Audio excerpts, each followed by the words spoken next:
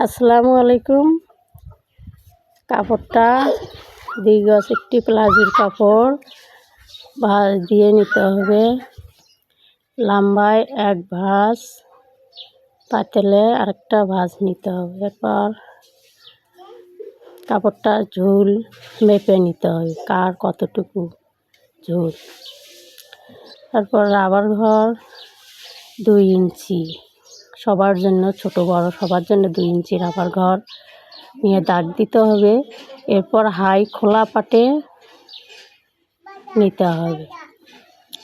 খোলা পাটে যার যত হাই ঝুলে 3 ভাগের 1 ভাগও নিতে পারবেন অথবা কম বেশি নিতে পারবেন, নিয়ে দাগ দিতে হবে। মহরির চলে যাব, মহরি 2 ভাগের 1 ভাগও নিতে পারবেন অথবা যার যত মহরি চিপা অথবা ঢোলা এভাবে নিতে হবে।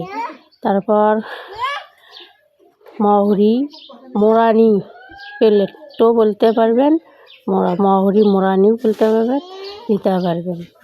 মাপটা হয়ে গেল, এখন কাপড়টা কেটে নিতে হবে।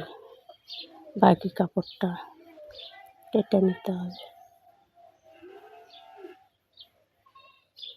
হয়ে গেল আমাদের প্লাজো। পেছনে রাখতে হবে।